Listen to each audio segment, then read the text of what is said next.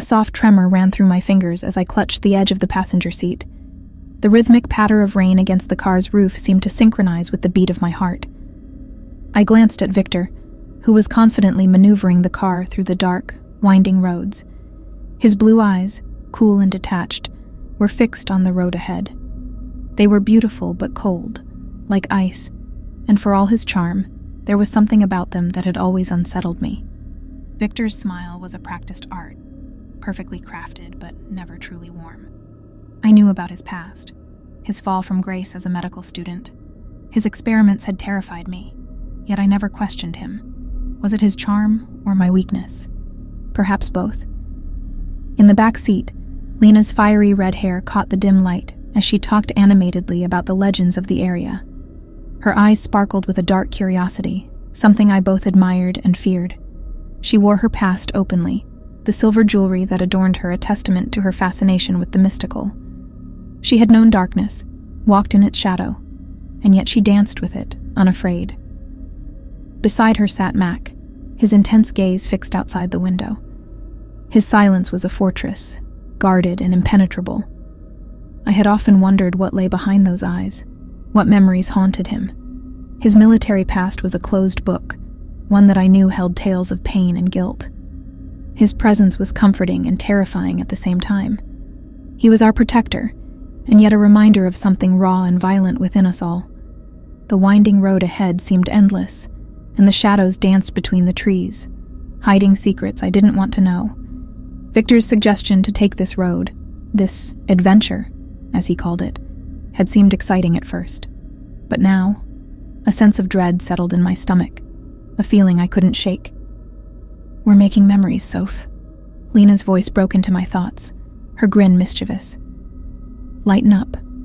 I forced a smile, aware of my role as the innocent one in our group. The memory that haunted me, that shaped me into who I was a secret I had buried deep. The murder I had witnessed, the silence I had chosen, had become a part of me. I was the fearful one, always looking over my shoulder, always hiding.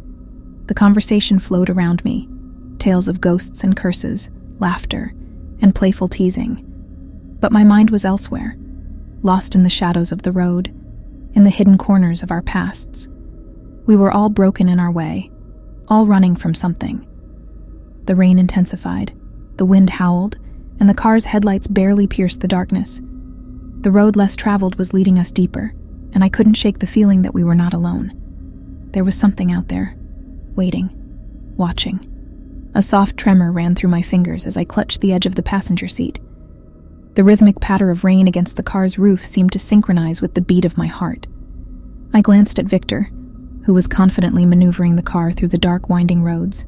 His blue eyes, cool and detached, were fixed on the road ahead. They were beautiful but cold, like ice, and for all his charm, there was something about them that had always unsettled me. Victor's smile was a practiced art, perfectly crafted but never truly warm. I knew about his past, his fall from grace as a medical student. His experiments had terrified me, yet I never questioned him. Was it his charm or my weakness? Perhaps both. In the back seat, Lena's fiery red hair caught the dim light as she talked animatedly about the legends of the area. Her eyes sparkled with a dark curiosity, something I both admired and feared. She wore her past openly, the silver jewelry that adorned her a testament to her fascination with the mystical.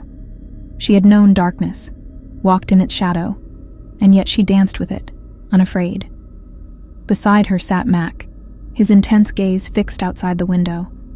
His silence was a fortress, guarded and impenetrable. I had often wondered what lay behind those eyes, what memories haunted him.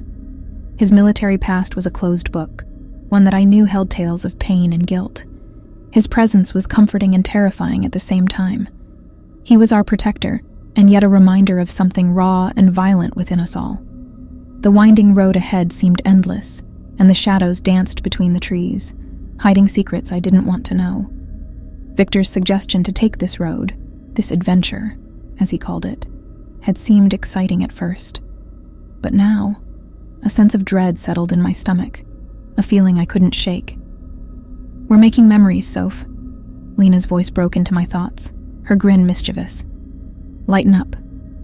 I forced a smile, aware of my role as the innocent one in our group. The memory that haunted me, that shaped me into who I was a secret I had buried deep. The murder I had witnessed, the silence I had chosen, had become a part of me. I was the fearful one, always looking over my shoulder, always hiding. The conversation flowed around me, tales of ghosts and curses, laughter, and playful teasing. But my mind was elsewhere, lost in the shadows of the road, in the hidden corners of our pasts. We were all broken in our way, all running from something. The rain intensified, the wind howled, and the car's headlights barely pierced the darkness. The road less traveled was leading us deeper, and I couldn't shake the feeling that we were not alone. There was something out there, waiting, watching. As the miles stretched on, the tales of legends and curses slowly morphed into reminiscing about our shared history. The laughter quieted, replaced by a sense of introspection. We had grown together, shared our lives, but we were still mysteries to each other. There were secrets hidden, masks worn, things left unsaid. Victor turned up the radio, filling the car with a haunting melody. His eyes momentarily met mine in the rearview mirror, a knowing smile playing on his lips. The lyrics spoke of lost love and redemption, and I wondered if Victor ever felt the need for redemption for his dark experiments. I looked away, unable to hold his gaze, feeling his eyes still fixed on me. We used to come to these woods when we were kids, remember?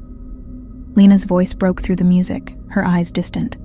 There's something mystical about this place, something that draws you in. She glanced at Mac, her eyes softening.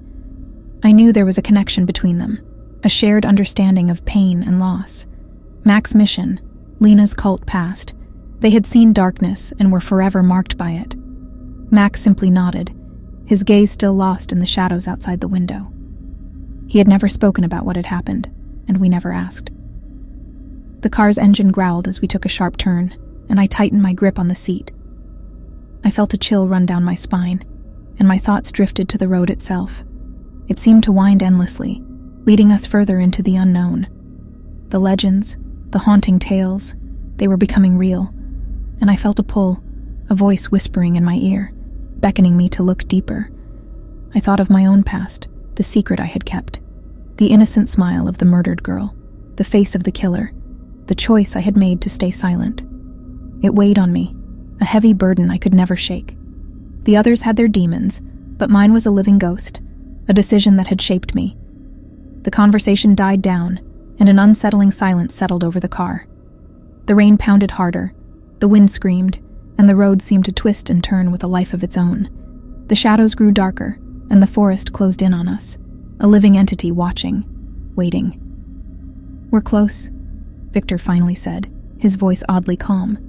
"Just a little further." A shiver ran through me at his words, a premonition of something dark and terrible awaiting us. The road less traveled was leading us somewhere we couldn't escape, and the ghosts of our past were waking, ready to face us. I looked out the window, my reflection pale and ghostly. Behind my own haunted eyes, I saw something else, a fleeting shadow, a glimpse of something otherworldly. I blinked, and it was gone, but the feeling remained, a lingering dread. We were on a journey into the unknown, driven by our pasts, our fears, our secrets. The road less traveled was no longer a legend, it was our reality, and we were about to face the true terror of what lay ahead. The car suddenly jolted, a loud bang echoing through the night, and we were plunged into darkness. The sudden jolt caused a collective cry of alarm. Victor wrestled with the steering wheel, trying to control the car as it swerved wildly. The headlights flickered, and then died, leaving us in complete darkness. I felt my heart pounding in my chest, a sudden and overwhelming fear gripping me. "What happened?" Lena shouted, her voice high-pitched and panicked. "Something hit us," Victor grunted, his focus on keeping the car on the road. "Hold on." The tires screeched, and the car came to a shuddering halt. We sat in silence for a moment, the only sound our ragged breathing. The wind howled outside, rain beating against the windows. Mac was the first to speak, his voice steady but strained.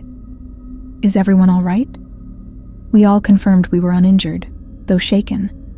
Victor's hands were still gripping the steering wheel tightly, his knuckles white. I could see his face in the dim light from the dashboard, his eyes wide and alert. "We need to check what hit us," he said finally, his voice tight with concern. A chill ran through me at the thought of stepping out into the dark forest. I glanced at the others, seeing my fear mirrored in their eyes, but we knew we had to see what had happened. Mac reached into the glove compartment, retrieving a flashlight. "I'll go with you," he said to Victor, his voice firm. The haunting lullaby continued to echo through the night, its melody weaving a spell that seemed to seep into my very soul. I couldn't shake the feeling that we were being watched, observed by something unseen, its eyes cold and unfeeling. Lena was frantically trying to get her cell phone to work, her hands trembling. "No signal," she whispered, her voice choked with fear. "We're completely cut off." "What about Victor and Mac?" I asked, my voice quivering. "Should we go look for them?" She shook her head violently. No, we can't go out there. We need to stay in the car." Her words sent a fresh wave of terror through me. The car, our only shelter, felt like a fragile shell, ready to be torn apart at any moment. The wind howled, and the rain beat down, but above it all, the lullaby persisted, its notes twisting and turning, becoming a taunting reminder of our helplessness. Time seemed to stand still as we sat in the darkness, waiting for something to happen. Every creak, every rustle of leaves became a potential threat. My mind began to play tricks on me, shadows morphing into grotesque shapes, the sound of footsteps just beyond the reach of my hearing. I glanced at Lena, seeing her face drawn and pale. She was staring out of the window, her eyes wide with terror. I followed her gaze and froze. There, in the darkness, barely visible, were shapes moving among the trees. Human shapes, but twisted and wrong, their limbs elongated, their faces obscured. They were watching us, their heads tilted, their bodies swaying to the rhythm of the lullaby. I wanted to scream, to run, but I was paralyzed, my body refusing to obey. The shapes began to move closer, their movements deliberate and slow. They were coming for us. "We have to get out of here," Lena whispered, her voice barely audible. "But the car won't start," I stammered, tears of fear welling in my eyes. "We'll have to walk," she said, determination in her voice. "We'll have to find Victor and Mac and get out of this place." I looked at her, my mind reeling. The idea of leaving the safety of the car was terrifying, but we couldn't stay here. We were trapped, and the night was closing in. With shaking hands, we gathered what we could carry and opened the doors. The cold wind hit us, and the lullaby seemed to surround us, its melody twisting into a mocking laugh. We stumbled into the darkness, the shapes in the trees receding, watching us but not following.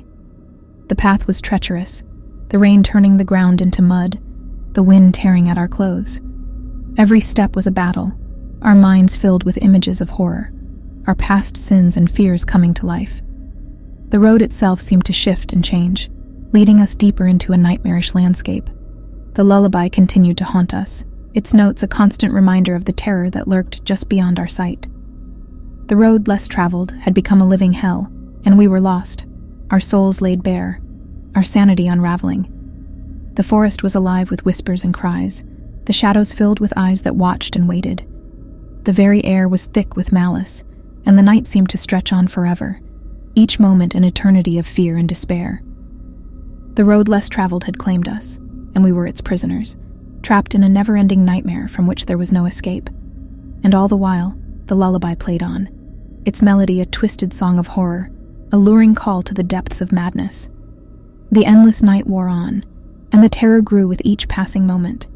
Lena and I stumbled forward, our every step a battle against the unknown horrors that lurked in the shadows.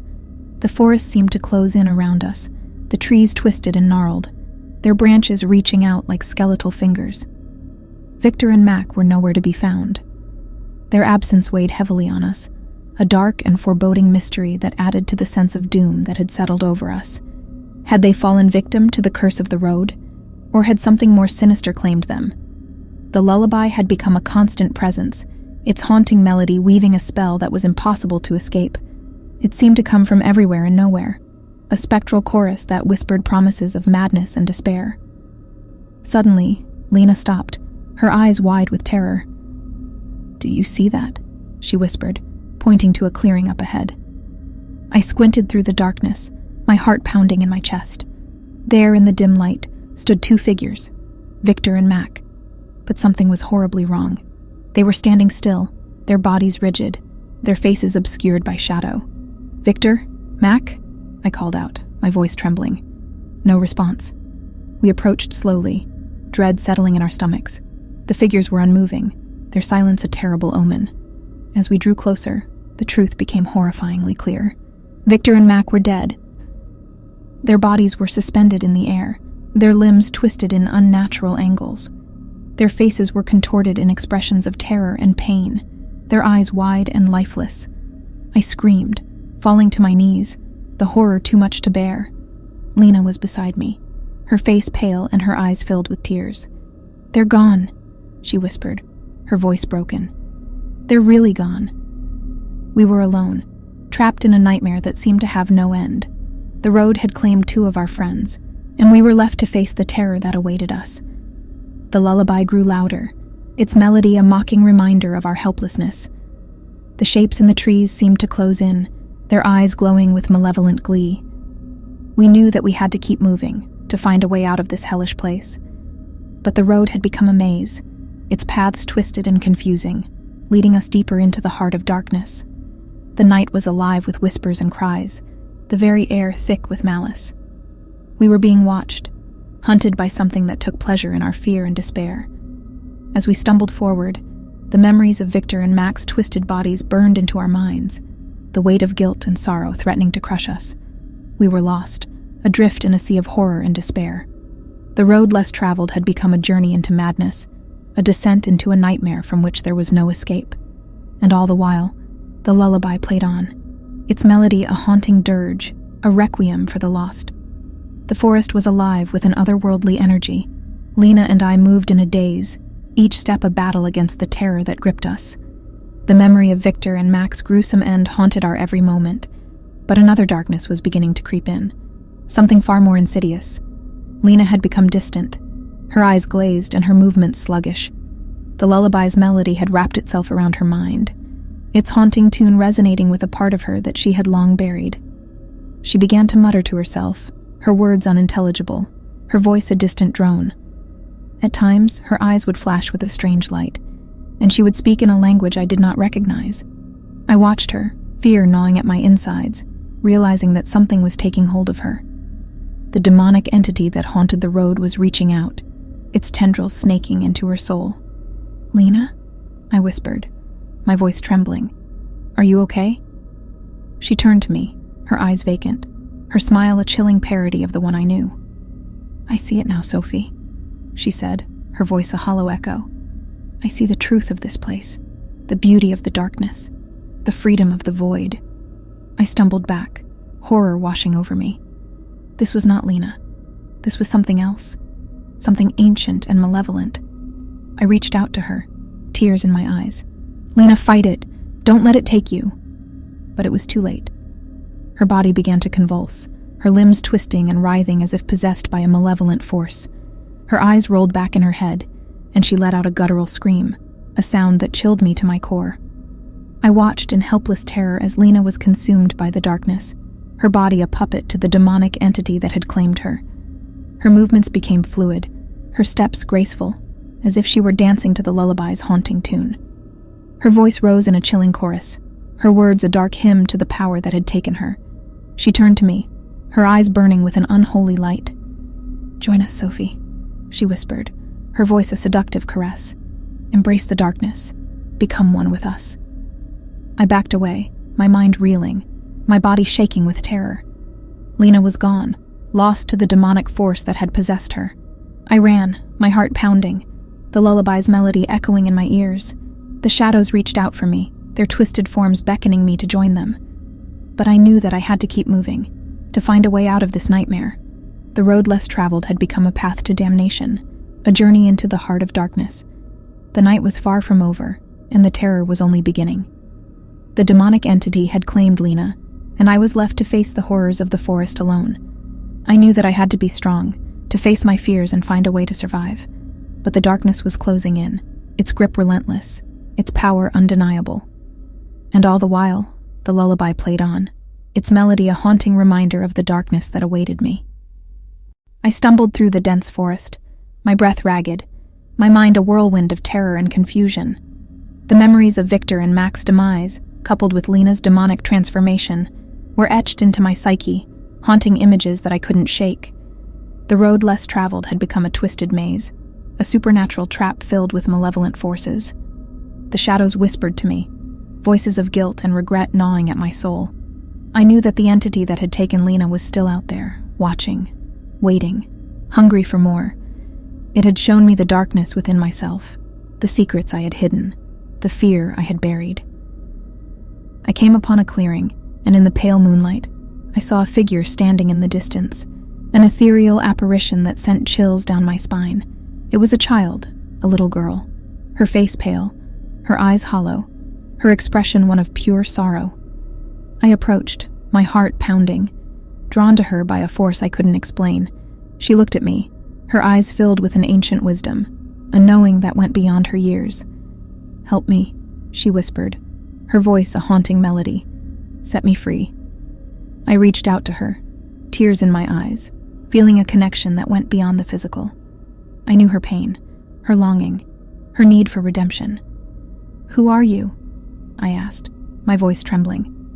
"I am a reflection," she replied, her voice a soft caress. "A mirror of your soul, a reminder of what you have done." I stumbled back, realization dawning. The child was a manifestation of my guilt, a symbol of the secret I had buried, the sin I had committed.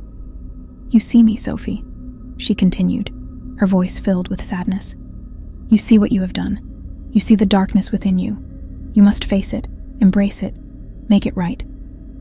I fell to my knees, my body racked with sobs, my mind reeling from the truth. The entity had shown me the path to redemption, but it was a path filled with pain and sorrow. I looked up at the child, her eyes filled with compassion, her hand reaching out to me. "You can do it, Sophie," she whispered, her voice filled with hope. "You can face your fears, confront your past, make amends. You can find your way back." I took her hand, feeling a warmth that spread through my body, a light that broke through the darkness. "I will," I whispered, determination filling me. "I will face my fears. I will make it right." With that, the child faded away, her presence lingering like a gentle breeze, a reminder of the journey I had yet to take. I stood, my body filled with a newfound strength, my mind focused on the task ahead. The road less traveled had become a path to redemption, a journey into the depths of my soul.